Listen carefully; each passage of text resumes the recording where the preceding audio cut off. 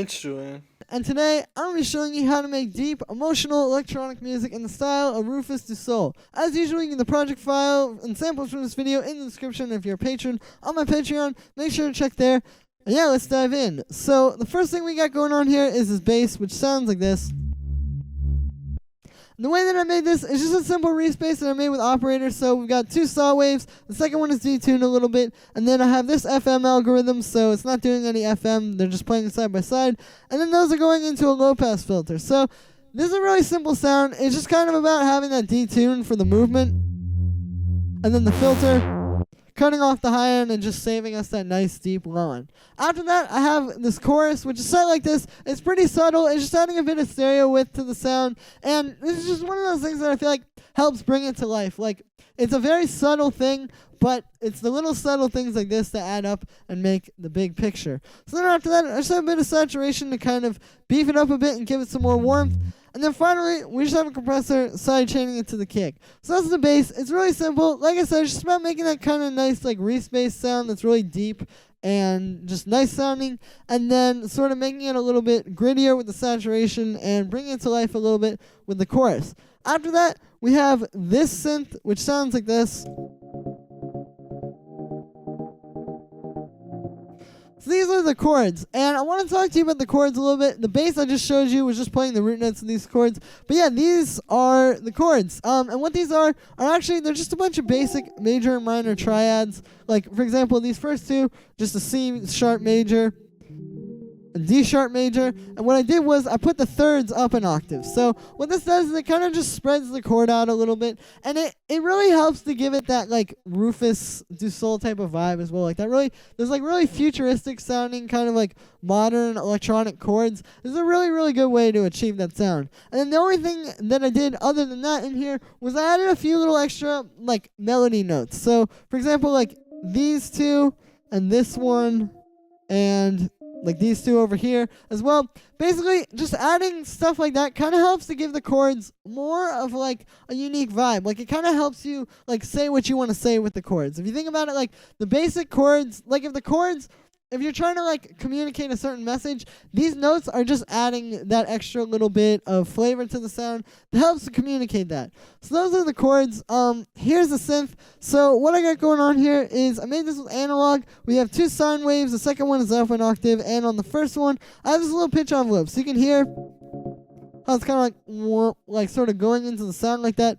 That's what that's doing. It just helps to give it kind of a bit of more interesting like vibe. Like the thing is, Rufus du Sol, they use a lot of analog synths and hardware and all that kind of stuff, and that kind of gear really lends itself to having like interesting sort of like quirky sounds. So I like to do stuff like this that's just a little bit off kilter in the box to make it sound a little bit more like that. So then after that, I just have the amplitude envelope set like this, and then yeah, what I have on the volume that you may have heard is I have this LFO, and so this is doing 16th notes. I got the triangle wave set like that. It's just kind of going down, and we have it re-triggering, meaning every time you hit a note, it's going to restart. And then the only extra thing on there is this attack. So if you don't know, the LFO in analog actually has an attack and a delay, which basically work the same that like attack and release would work on an amplitude envelope. Like you just kind of turn on the attack, that's how it goes gradually into the sound, and then the release is how it gradually goes out of the sound. Now the cool thing here is I use this attack to kind of like go into the LFO. Like if you listen, it's kind of like no, like that. That's what this is doing. It's just making it go into the sound. If I turn it off, it just starts with the LFO. But yeah, again, just like another interesting thing you can do to kind of give it some more vibe in the box. And then after that, I just have a bit of vibrato. It's on pretty high, and then I have a slow rate, so it's just giving it that sort of analog warble.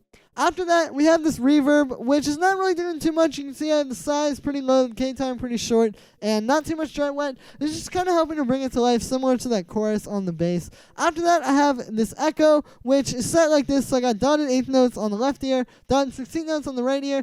This is just kind of like set to give it a bit more stereo width. When you have an echo like this, or a delay of any sort, where you have each ear doing a different thing, you're going to get a lot of stereo width from that because, yeah, like each ear is hearing a different thing, and thus you're perceiving it as two different signals and all of that kind of scientific stuff. So then after that, I have this EQ8. It's just cutting out a bit of stuff around here. you could hear like it was just a little boxy sounding in the original sound, so I want to get rid of that. And then finally, we just have this compressor side chaining into the kick. So those are the chords. The next sound we have here is this drone, which sounds like this.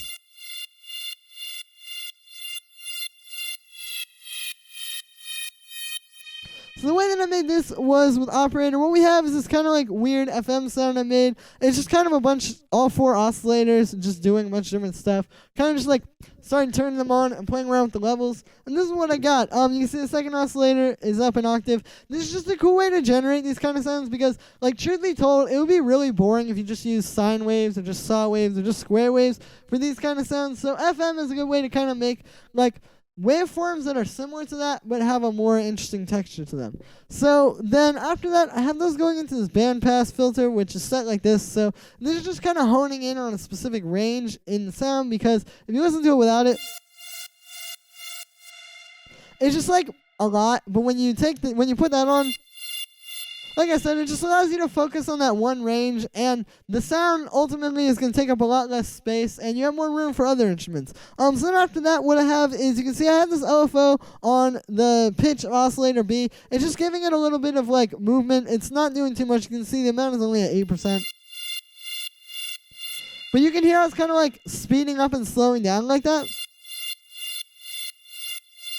That's this thing, because what's happening is, as this is pitching up and down, this oscillator B, is basically, it's like moving them close, it's moving closer and closer in pitch to the other oscillators, so the speeding up and slowing down that you hear is that happening. It's actually a very similar effect to the respace, where basically like the higher you set the detune, the faster the movement will be. Same thing going on here, is just being modulated by the LFO. So then the only other thing that I want to talk about with this synth is the glide. So you can see I have the voice is set to 1 here, and I got some glide, and then we have these notes kind of like going up and down. Like that. Yeah, that's what the glide is for. You could also do this with like a pitch wheel if you have a keyboard or something like that. This is just the way I chose to do it. And yeah, it's pretty simple. Like, you just make these overlapping notes, and you could just do this indefinitely. Like, if you want this, I have this going over 8 bars, but if you want this to go over your entire track, you can just keep doing this indefinitely. Like, it's really not too hard to set this up. So that's the synth. After that, we have a bit of erosion, just giving it kind of like some grit and a little bit of like that bit crushing sound. And then I have a bit of chorus. Pretty simple there, just kind of giving it some more stereo width. And then we have this echo, which is set like this, so I have the 2 ears doing different things, just like with those chords, helps to give it some stereo width. These are completely unsynced, they're just playing like these millisecond delays, which is fine because this isn't really rhythmic anyway. And then after that, I have a bit of reverb for some more space, and then finally, just a compressor, sidechaining into the kick, and then this EQ8, cutting out a bunch of the low end. So that is that. Next sound we have here is this lead, which sounds like this.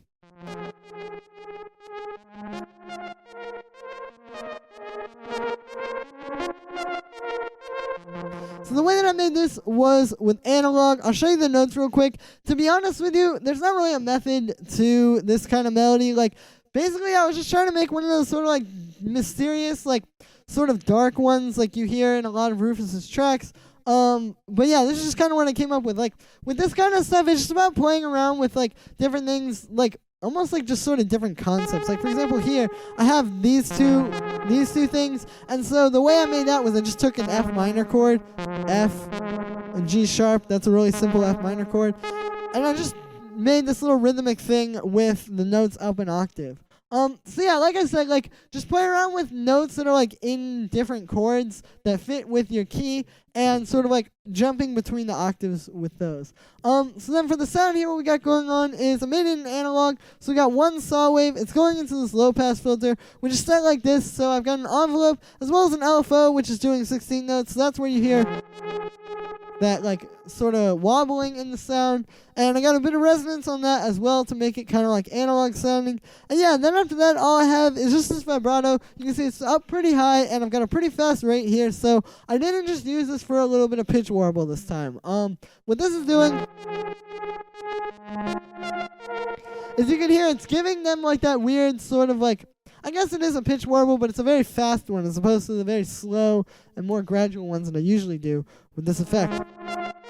You really hear it on that high note. It just kind of helps to give it a more like analog sort of hardware type of sound. So then after that, what we got going on is I have a saturator, which is set like this. It's doing a little bit of drive. Mostly I'm just using the wave shaper to kind of make it a little bit weirder, a little bit more obscured. I didn't want it to just sound like a saw wave coming out of analog. There's without it. And then with it, so again, it's just kind of helping to give it that like organic analog kind of vibe. So then after that, we have a bit of chorus to give it some depth and a bit of echo, which is set like this. You can see I have these set to milliseconds, and even though this is rhythmic, this is actually working really well. So this echo is kind of a big part of the sound. Here's what it sounds like without it.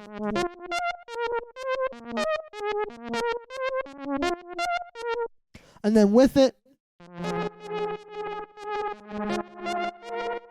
So it's kind of playing off of what the MIDI pattern is doing, as well as what the LFO is doing. We're just moving that filter and giving it like that warble, or that wobble. And yeah, just kind of like, it helps to obscure it some more. Like, this is a really good way to get that analog sound, because echo effects are just really popular with like really analog style music. It gives it a lot of texture and a lot of vibes, so that's that. Then after that, I had this utility, which I actually just used to turn it up because the signal was kind of quiet. Before this, I just have it turned up 3.89 decibels. Yeah, really simple. Like I said, it's just that the signal coming out of echo there was really quiet, so I wanted to boost it a little bit. And then finally, I just have a compressor side chaining it to the kick. So those are the synths. And the next thing I'm going to show you are the drums, which sound like this all together.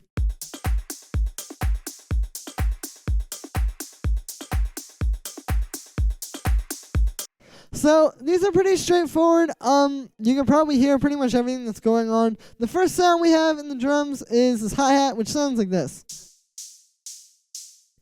So this is a really simple hi-hat that I made with Operator. What we got going on here is I've got a little bit of white noise, and that's going into this bandpass filter. Really simple. You just filter the white noise and sort of shape it with the amplitude envelope, and then the bandpass filter kind of hones in on that one range and gives it the like hi-hat sound.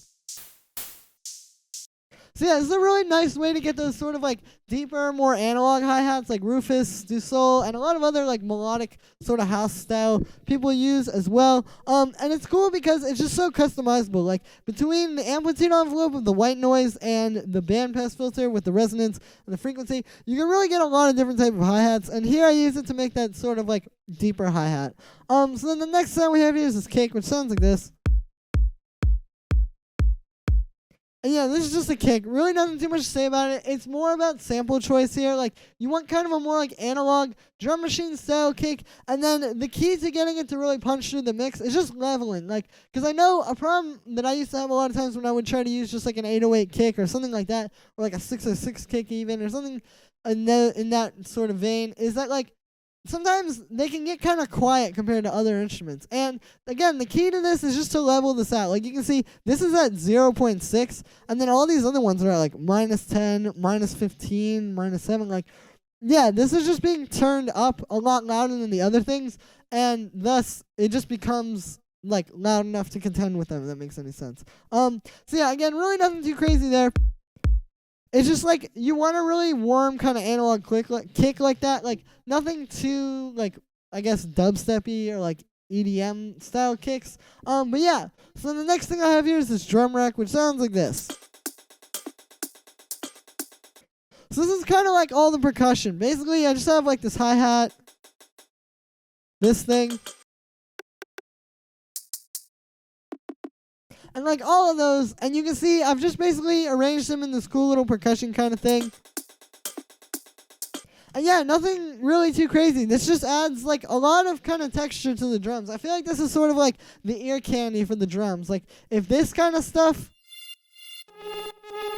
is like melodic ear candy, this would be like the percussion equivalent of that. So I've just put all those in a drum rack, and it's a really good way to make percussion loops. Like I don't like using drum racks for all my drums, like putting everything in the drum rack, because it's just a little bit hard to mix when you don't have like individual track volumes for everything as easily as you would if it was all just in the sidebar like this. But when you're just using percussion and you want to just make a simple loop, this is a great way to do it. So the next thing that I have here is the clap, which sounds like this. And so this is 2 layers. We have this sort of like hand clap, and then this rim shot. And yeah, pretty simple. Just kind of like some nice, sort of like organic sounding sounds. And I've layered them together to kind of complement each other. Like this clap has that nice hand clap sound. And I've got a little bit of reverb on it, so it's adding a bit of space. And then the rim shot, it's just adding a little bit more like sort of crack to the sound. Like it's giving it more impact. And then when you layer these together, I think it sounds really nice. So that's pretty much it for this one. I just want to show you guys some techniques. I've got a bunch of requests for this one, so I figured it was about time. And yeah, so that's going to be it for today, guys. Make sure to let me know what you think of this video in the comments, and make sure to like this video as well as subscribe. You get the project file and samples from this video in the description as well as on my Patreon. And yeah, thank you again, everybody, and I will see you tomorrow with another tutorial.